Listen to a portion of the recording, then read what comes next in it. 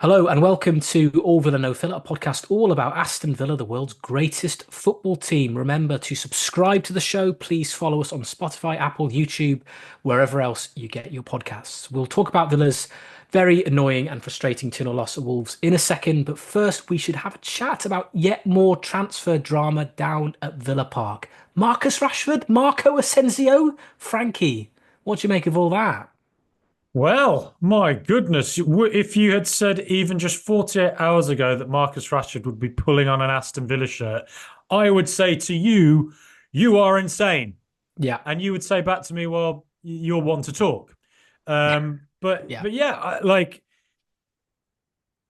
the first time in my life I think I've ever seen a player who is at the peak of their powers, who is at a Manchester club, go from Manchester to Birmingham to Aston, because all our lives we've watched them go from Villa up to Manchester City or Manchester United. So look, I think with Rashford, I said it yesterday on the live stream I did on YouTube, which was a great experience. First one I've actually done. That was very, very interesting.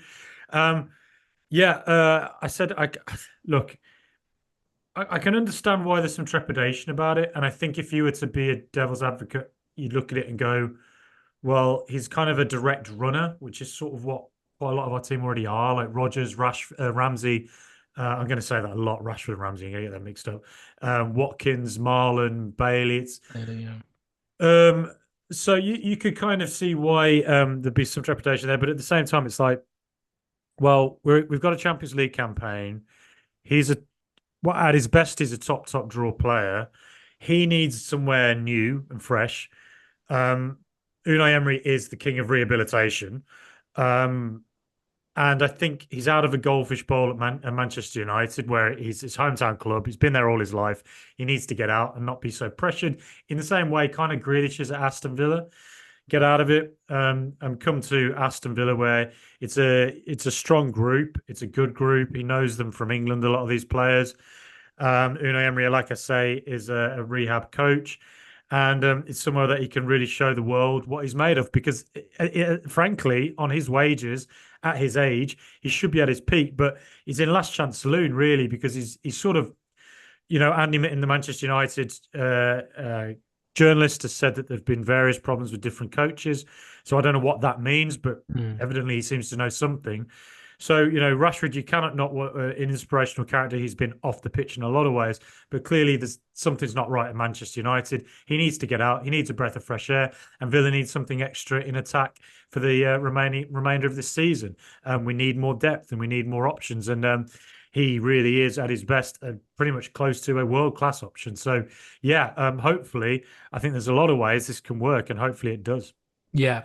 I mean, if you said at the start of the season, Frankie, that we were going to be signing Marcus Rashford in 6 months' time, I would have just, it would have been beyond belief that You'd would have have been able slapped me to, with a wet fish and said, "Wake us- up, wake up." amongst other things. Yeah, Yeah. yeah, I would. But yeah, it does feel. I mean, when I first saw the rumors swirling around, I was just thinking, well, okay, this is just another one of the countless rumors I see floating around on social media, and it will just sort of drop away and fall away. I mean, it's one thing for a club to say we're interested in a player. It's another thing, to say that they're making formal bids and putting in the legwork and the groundwork. So for us to pursue him, and for United to be relatively keen for him to go with an option to buy, which is around, if you're going to believe reports, 40 million pounds, which again for a 27-year-old, if his loan spell with us is as successful as we would like it to be, 40 million pounds for a 27, 28-year-old Marcus Rashford seems like, a no-brainer.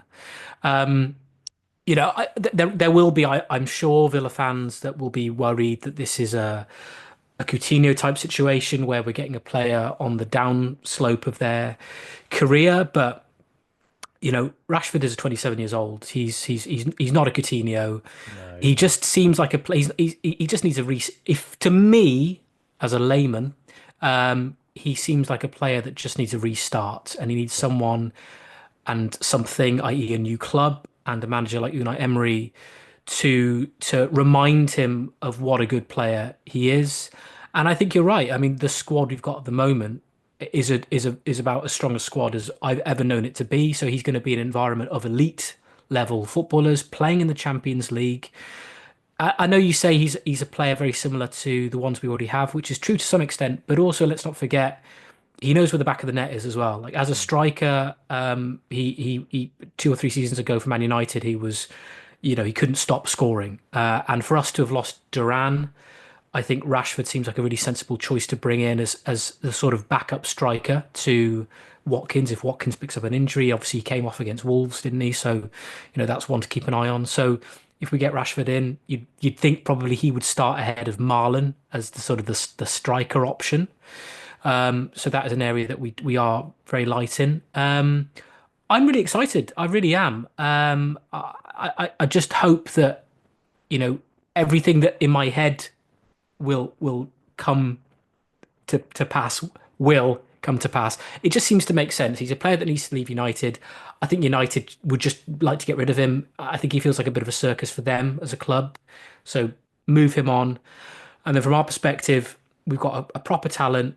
He's a big name, obviously, which might attract other players to us as a club. And he'd be working under a manager, Unai Emery, as you say, who is known for restarting players' careers. So Yeah. it feels like all the pieces fit quite nicely, but whether that translates into reality, obviously, we'll have to wait and see. Yeah, and it's just fun to annoy Mark Goldbridge, isn't it? Yeah, yeah, But yeah, but no, yeah, and he can look. I mean, there's every chance it doesn't work, but at the same time, it's like, well, it's a loan, and in the end, the only person who really suffers if it doesn't work is Marcus Rashford. yeah. It's And it's and on I it's think on him to make it work, really. Absolutely, and I think, and I'm glad, I'm glad it's a loan. If anything, I think you need that impetus, that drive to say, listen, I'm only here on a temporary basis. If I want to make it work, and if I want to settle with a new club, and make a success of my career at the age of 27, fight for an England squad. We've got Thomas Tuchel, the new England manager, who no doubt will be going to Villa Park a lot over the next few months, given that Rashford is one of 3 or 4 or 5 England players that could make it into the England squad. I've got to make a success of it. It's a whole different dynamic for him. Like you said with Grealish, he's been at this boyhood club. He's made a success of himself.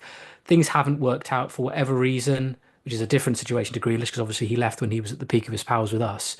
But it just feels right that he's to leave United, and I think him choosing a club like Villa is a sensible one for him.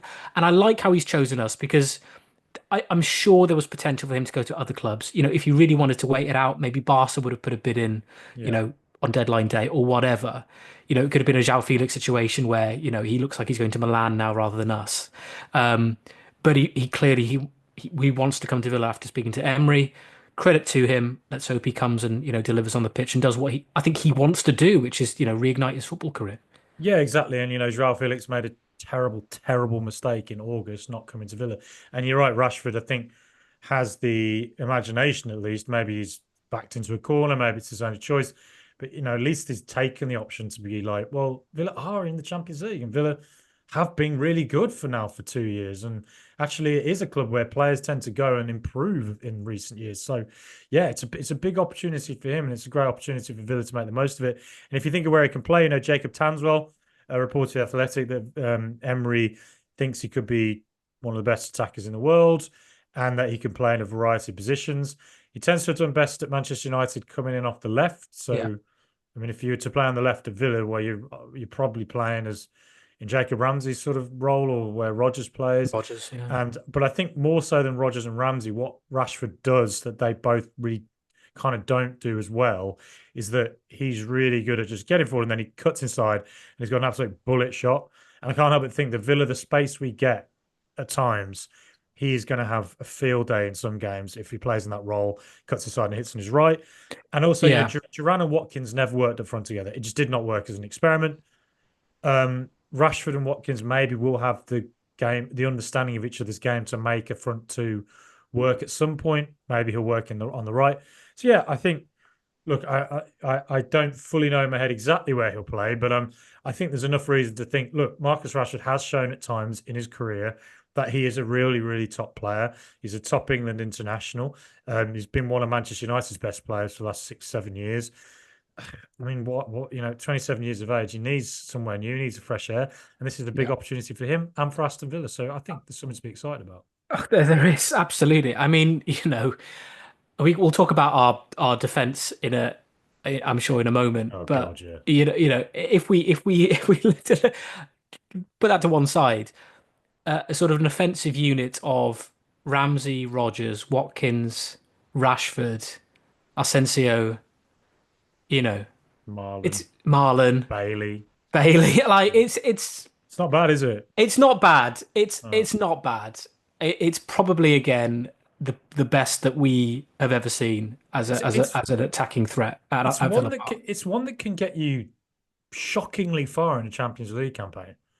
Like, don't like, In terms of the who we can. rotation of positions and strength and depth off the bench, if you're looking for genuine game changers, obviously you can't start with all those players, but if you're looking for rotation during a game which isn't working out for whatever reason, and you turn to you turn around and there's Marlon or there's Rashford or whatever just sat there, you're just thinking, It's not crikey, bad, is it?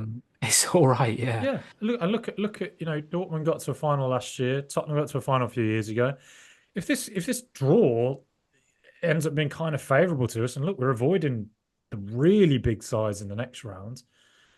You never know. You never know. Like, dare yeah. to dream. Dare to dream. No, totally, totally. And with the players that we've allowed to let go who were in the first team setup, I mean, if you talk about Philogene and Buendia, as much as I like, both of those players really, but Buendia actually he played today against Leverkusen and did really well for Leverkusen, sorry, and did really well.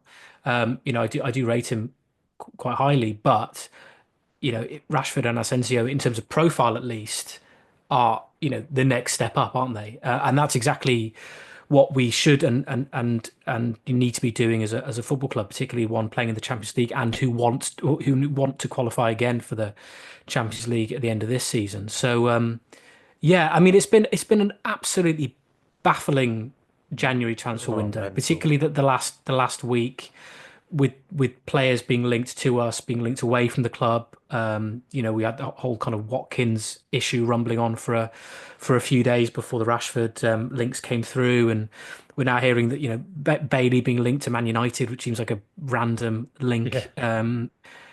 All sorts is going on, and even players who aren't first team regulars are due to be leaving in the next few hours. You think of Illing Jr., who's been recalled from Bologna because things were working out there, but he's off to Borough by the looks of things, Mm. and Swinkle's linked to Bristol Rovers, which is a slight concern. Again, he's a defender who you might want to just in case have around the first team, given how Yeah. we're lacking in that department. But he looks like he's off on loan. Nedeljkovic off to RB Leipzig, Mm. with a buy option included. I I mean, really rate him. that's a I strange one. I don't know. All of it just seems very, very odd. mm, Very odd. Um, yeah. yeah. I mean, of those names I mentioned, Frankie, are there any ones that you want to sort of pick up on Well, and I have think a we chat should we should about? mention Marcus Asensio because again, like we were linked with him a couple of years Yeah. ago, and he obviously chose to go to PSG from Real Madrid. I guess you can understand it at the time. Villa, it was just ahead of our push towards Champions League, so you can give him that one. But um, look, when I look at Villa's front line, I sort of mentioned it. We have a lot of very direct runners. I call it the Villa Stampede. We're like a team that when we get space, we have such runners and physical. It's very hard to stop them. But there's not a lot. There's not that player who I think there's Buendia was who this was supposed to be. Yeah. A kind of I think Sam Tyler called it the lot picker. It is that. It is somebody who in a tight space can use a bit of skill, a bit of inspiration, and do something special and unique that puts a player through, or finds a pass when Wolves have got six in defence and figures a way through, or Yeah. scores. And I'm not sure we've got that player. And I think Asensio essentially comes in and is a better version of what Buendia was kind of doing. Yeah. I think I just think with Buendia, I just don't think the Premier League was working for him at the moment. Just can't get a run of games. He needs a run of games. Needs to go somewhere and somewhere that isn't as physically demanding, so he can keep going. I mean, look, the Bundesliga is physically demanding, but the Premier League is probably the most physically brutal league in Europe. I would say, it's got to be up there. And I think maybe the Bundesliga, just a different style, a different place for him to play will be good for him, hopefully. Whereas Asensio comes in and Champions League winner, all that world class experience, and against somebody else who is in a little bit of a last chance saloon here because again getting into his late 20s. He's got if he wants to keep playing in the Champions League in the future, whether that be for PSG or some other, elite club next to couple of seasons. This is now his opportunity to show why he belongs there, what he can do, and how he can inspire a club like Aston Villa to push on within the Champions League itself and push on within the Premier League to get higher. And so I think, again, I feel like he's a little bit less of a surefire thing than Rashford. I think Rashford, obviously being a Premier League experienced player, I Yeah. sort of think he's gonna have moments. Asensio, we'll see how he adapts. We'll see how he does. But look, again, I sort of think there's a good chance Asensio ends up being a little bit of a Carboni. Comes in, has a few performances where you're like, geez, this guy looks amazing. A couple of games where he isn't so amazing, but enough of those games where he's amazing to think, actually, if he does special things, it can add, let's say, 8 points to Villa this season. Yeah. And maybe that 8 points is what gets us into Europe, because we're floundering at the moment. We look like we're in a bit of Well, danger. I mean, you say that, Frankie. Three of the teams above us lost this weekend as Yeah, well. yeah. So,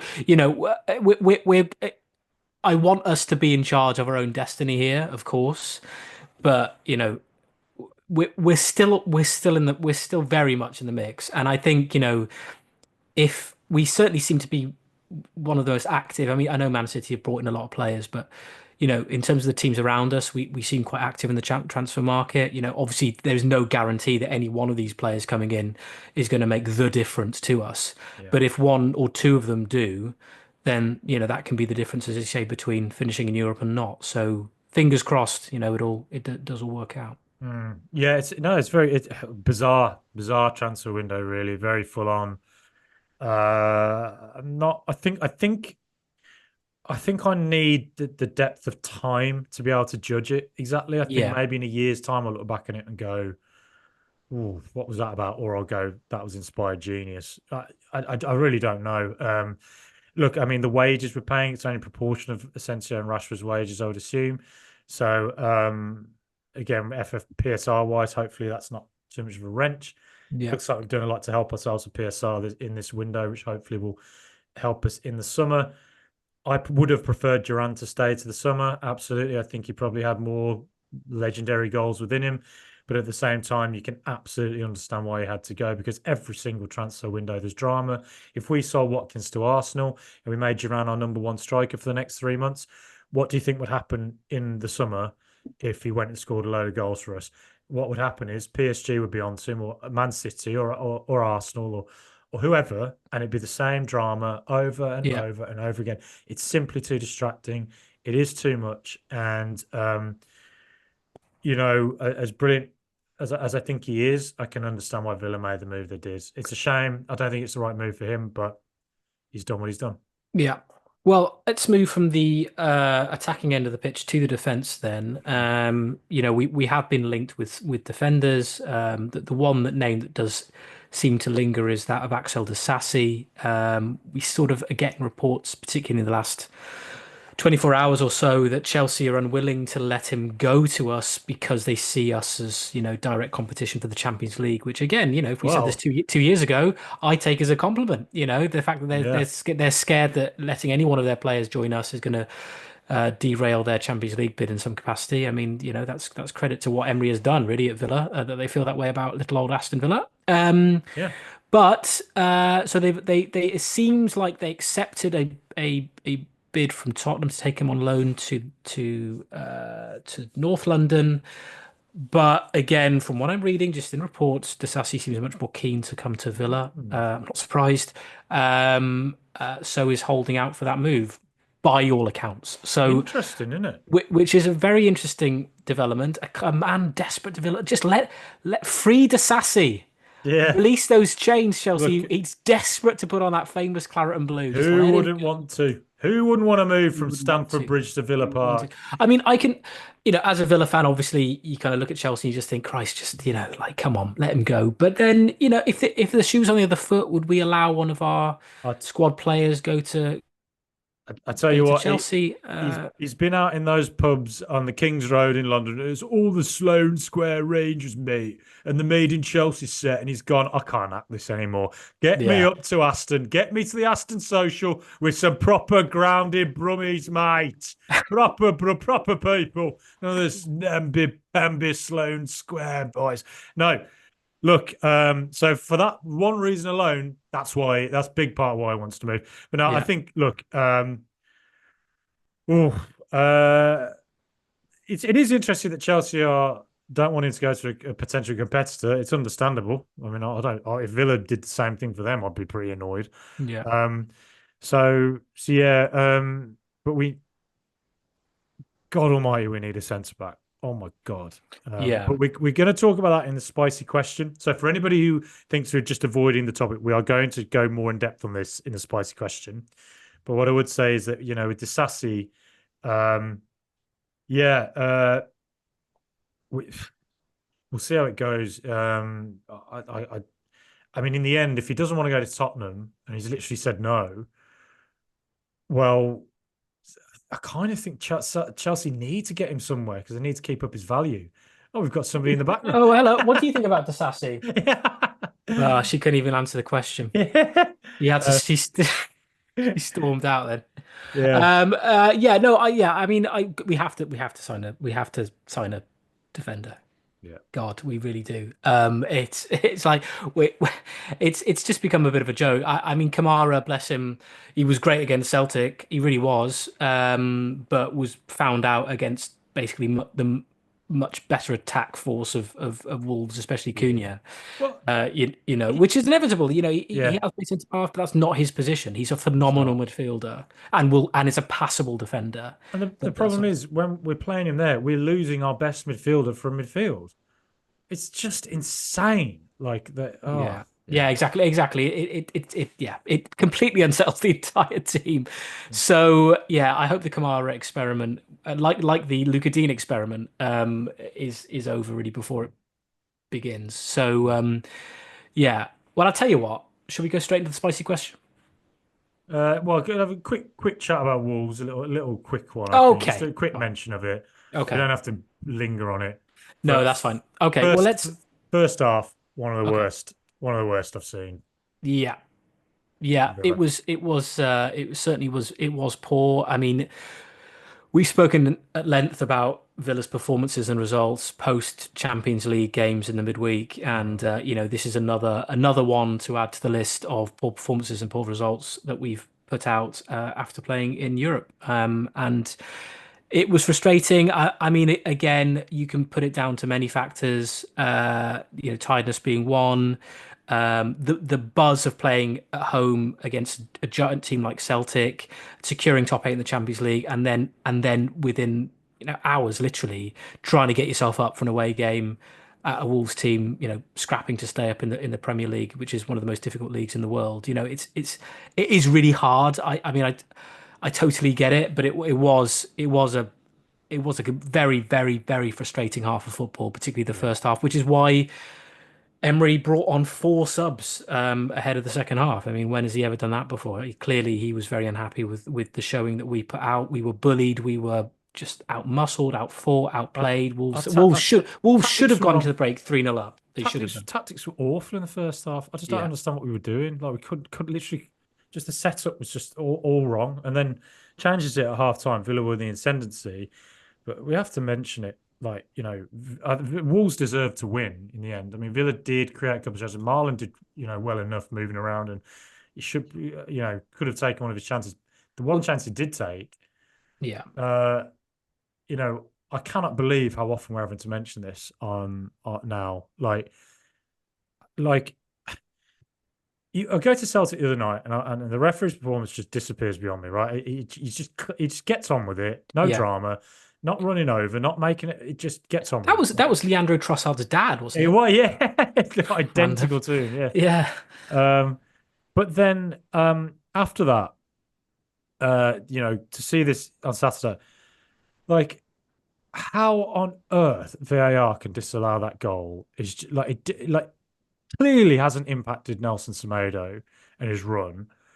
Um, I just can't believe it. And I'm every week now I feel like I'm saying the referee performance has been terrible. And like, we obviously had this discussion recently about referees get targeted, they're abused and all that.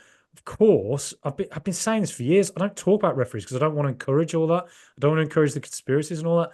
But there just is a point this season where you look at it and you go, there have been far too many decisions this season that clearly are just incompetent. Like, I went to the Arsenal game the other week. Three throw-ins that should have been Villa's went to Arsenal. A corner at the end that went to Arsenal. I mean, and the number of fouls in the game, that was like, what am I watching here?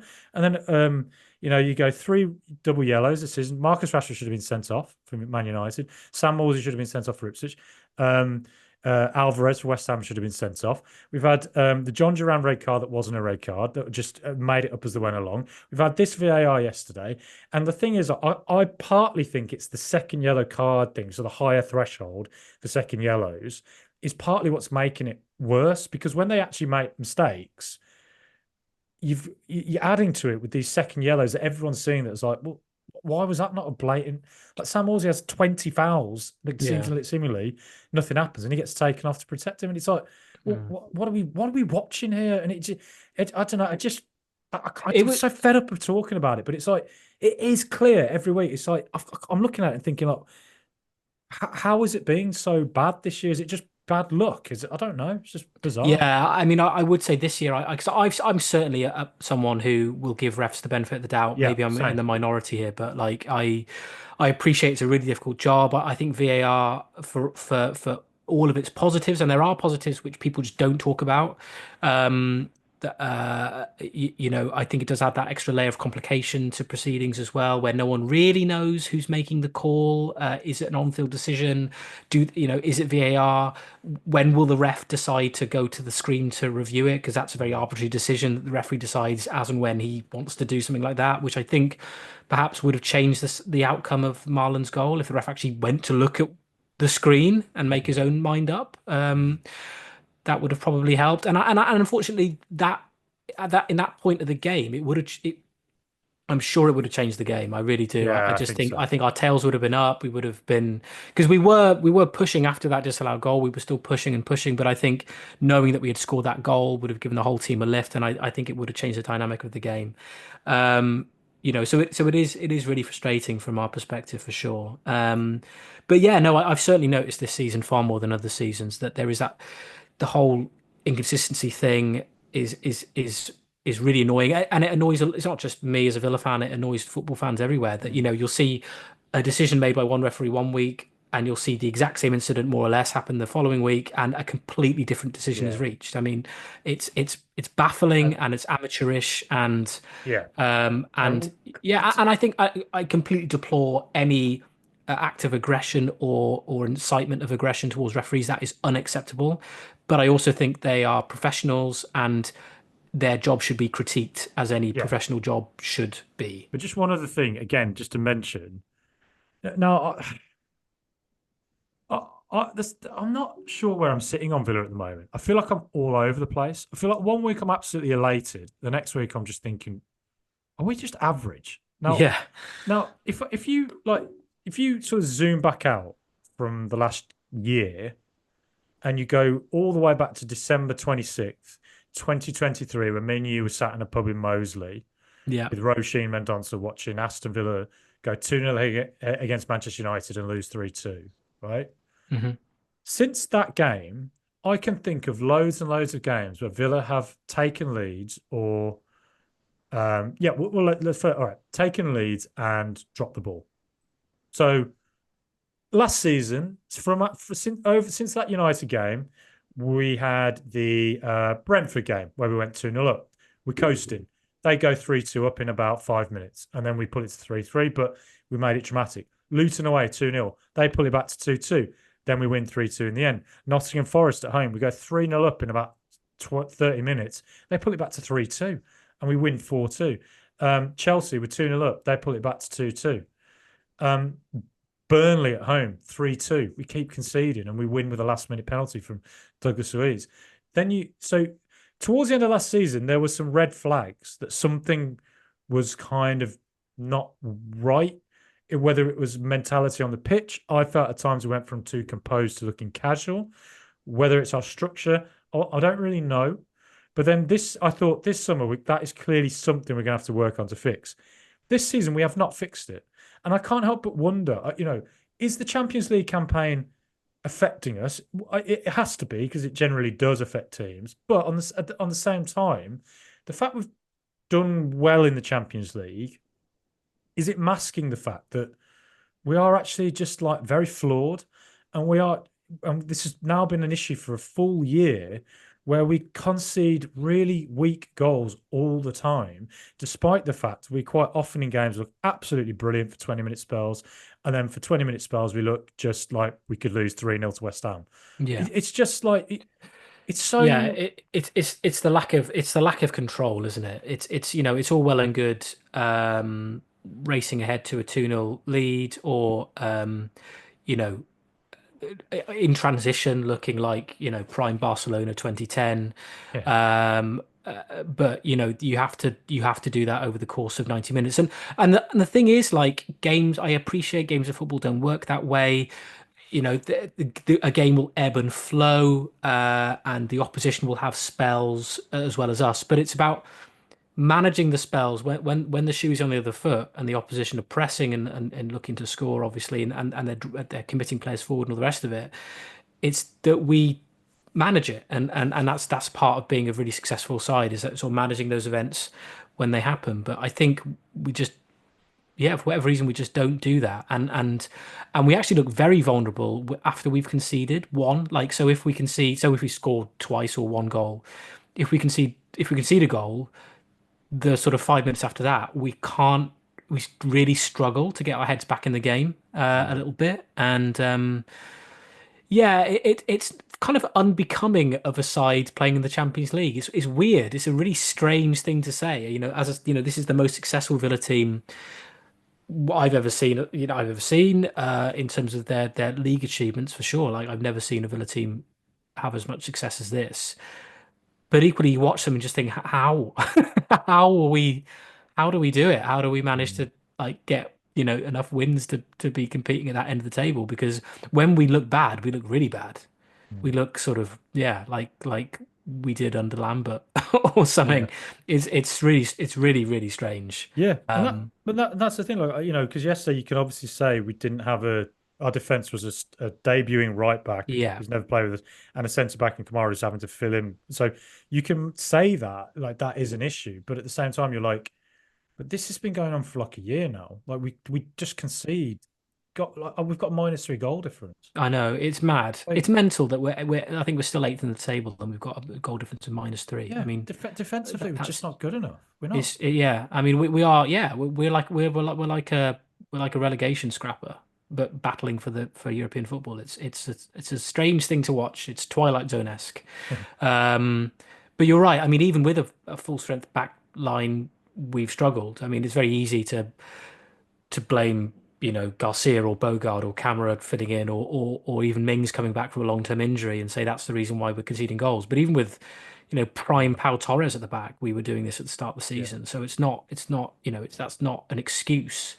So I think it's certainly a discussion. It's certainly something that needs to be looked at. I'm sure a lot of Villa fans listening will feel the same way. So it's down to Emery and the coaching staff to fix it. I mean, I'm sure they're fully aware there's a problem. I'd be amazed if they don't think this is something that needs to be rectified. But I wonder whether they feel that sacrificing some of defensive solidity to be more imposing in the attacking end is worth the trade-off. I don't know. I'd love to ask Emery that question. Um, so yeah. enter the kitchen. Forget that mouthy show off Gordon Ramsay and his performative screaming. I've nudged him aside, thrown him out because I'm taking charge as the chef. We've got something genuinely spicy here in this kitchen in the spicy question. George, so we mentioned it earlier. We said we come back to it, the centre back discussion. What do you think if Villa don't sign a centre back in this transfer window? I'd be very disappointed, Frankie. I'll be honest. I'm probably speaking for a lot of Villa fans. I mean, look, like, signing Rashford and Asensio, incredible bit of business for Aston Villa historically. For us to be able to sign players of that quality is unbelievable, really, from where we've come from in a relatively short period of time to where we are. Players turning down Spurs to come to us. I mean, usually it's the other way around, isn't it? Really, players desperate to leave Chelsea to come to Villa, like it doesn't really work that way. Or players leaving Man United to come to Villa, like it's just unheard of. But yeah, these are all players that play in a completely different part of the pitch to where our weaknesses are, as we have just discussed. And it's made even worse by the ridiculous injuries we've got in our defensive back line. I mean, Cash out for a number of weeks with an injury. Again. Obviously, Pau, yeah, again. Pau Torres obviously out for the foreseeable future. Ming's out. Thankfully, it wasn't another ACL, but he'll be out for at least another couple of weeks, you'd expect. Um, it's a real problem. Letting Diego Carlos go. I know that's not an injury, but obviously we've sanctioned that move, so that's another experienced centre back who's not around to help us out. Yeah, I mean it's a problem, and you can't if you make the decision to let a player go, the idea is then you've got someone else to bring in to improve the squad, or to at the very least replace them in terms of quality level. And we've been linked with a lot of defenders, as we've mentioned, Disasi, Foyth from Villarreal, Danso, who's just gone to Spurs.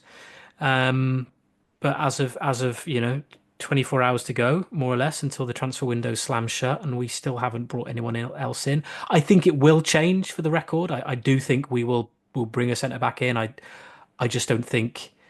I would be amazed if we didn't, and if we didn't, I, like many Villa fans, will be pretty bemused, baffled, Miffed. Miffed. Where miffed. are you on the miffed scale? Well, if we don't sign a Yeah. defender, sort of 1 to 10, 10 being the most miffed, one being not miffed at all. Yeah, I'd be somewhere around 8 on the miftometer. So that's normally around where you are when I'm hanging out with you, isn't it? Yeah, yeah, Yeah. yeah, yeah. Eight pushing 9. I think that, yeah, the more time I spend with you, the kind of the miftometer is creaking into the red. So so yeah, like yeah, it needs to be done, and I think it will be done. You don't need to be a rocket scientist to work out that that's where we need to strengthen come the end of this transfer window. But the question is who, you know, will it be Disasi? Will Disasi be freed, Frankie? Will Chelsea free Disasi from the chains of Stamford Bridge? Free from desire, free from Disassi. Free from Disasi? That could work as a Yeah, chance if we bring him in. yeah, Um, Free Axe Disasi. yeah. Uh, Who would you like to bring in? If you had yeah. if you had Monchi's Moolah, I who would you mean, bring? Monchi's Muller. Yeah, I think. Yeah, like I say, if you stretch out in a year's time and look at how the transfer windows have gone, I may have a very different perspective on it.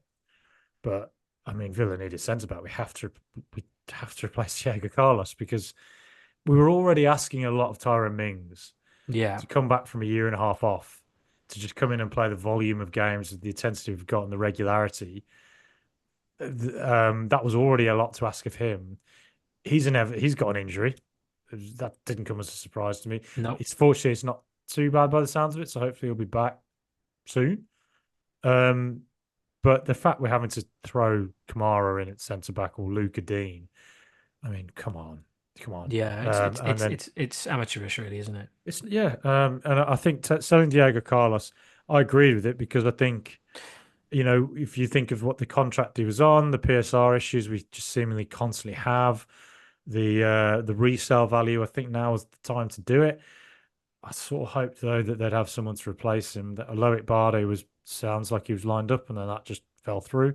Yeah. So I mean, look, Just if I wanna lived, just wanna show you something. Marcus Rashford, There there he he is is. sitting with Monchi. Look how smiley he is. There we are, the three amigos just there. Me, Yeah, Monchi, Marcus. I, I think you're the most. To anyone listening in, I'm just showing Frankie a picture of Marcus Rashford signing the contract with Big Monchi. That's. I mean, look at that. It's real, then, isn't it? That's. I feel a bit of a buzz after seeing that now. Rashford in a Yeah, Villa top. He's yeah. smiling. Look at that big smile as He's well. chuff That's. he's delighted to be there. He, Disasi's looking at that picture. He's thinking, "Oh, just let me go. I Get want me to out. join me No, mate Marcus." join Marcus. Goldbridge will Join me, be an mate, Aston Villa Marcus. fan Don't know tomorrow. why he's from the Wirral, but Yeah, he's French, isn't he? Actually, Sassy. let me go. Yeah. So yeah, yeah. That's exciting, isn't it? Seeing in Rashford that picture, but yeah, but then with Concer's form isn't great at the moment. No, but He needs it's hard for competition. it's hard Yeah, for him. I think. I exactly. think I agree, but like he probably feels he's got the world on his shoulders at the Yeah, moment. Trying to like single-handedly defend marshal of Aston Villa defense. Football Yeah, Club. And I think Martinez as well hasn't had a fantastic season by his yeah. own standards. So yeah, it's an issue. We definitely need strengthening. But you've dodged my question, Frankie. If you could bring someone in, Oh, who would you? um. Well, I mean, January transfer windows are not perfect, are they? I mean, I feel like I could talk all day about attackers and midfielders, defenders. I really don't know because the thing I want to see is a defender who really could come in and fix some of the issues of Aston Villa defending space. Yeah, Um, like last season, it felt like we weren't great at defending set pieces. We seem to have solved that. We don't really concede that many from set pieces compared to last season. But this season now, it's like I say, like it just feels like as soon as the team break on us, we just look chaotic at times with the space that they run into. So a defender who can sort that out. So Virgil van Dijk, his contract's coming to an end. No, look, I really couldn't pick a name for you to be honest, but I think uh, of all the names that linked, I think Axel Disasi probably makes the most sense just because yeah, of his experience, yeah. his Premier League, ready availability. He's big, he's physical. We kind of need a little bit extra of that in our defence. Obviously, Chelsea fans don't really particularly rate him that highly, but clearly, Mauricio Pochettino did to play him as much as he did last season. So again, another player who probably just needs a fresh start. And I'm not saying he'd come in and be perfect, but he'd definitely be an improvement on the fact that we don't have anything else. Yeah, So from the baseline of zero, yeah, I think it's not a bad place to go, is it, to no, Sassy? And we had a chat about him last week, didn't we? Where we said sometimes a player just needs a different environment. yeah, We've seen it plenty of times where a player just doesn't fit in one club, but does the business at another. It's just the way it works sometimes. So. Yeah, I mean, I don't know what's going to happen with the Disasi situation. It's very frustrating that Chelsea are playing hardball, but it's their prerogative. He's their player. So we shall see how that unfolds. But yeah, I would be. Where would you be on the MIFT ranking if we don't sign a defender tomorrow, Frankie? close to 10. Really? Yeah, I think it'd be Okay, well, really if anybody chooses to socialize with Frankie Maguire, or has plans to socialize with Frankie Maguire tomorrow, just keep an eye out on the Villa transfers because if we don't nobody sign has the centre plans to back, socialise with just me. cancel those plans because you'll be dealing with the Hulk. He'll turn claret and blue and massive and start smashing up Islington. So just steer clear of Frankie Maguire if Villa don't sign a centre back.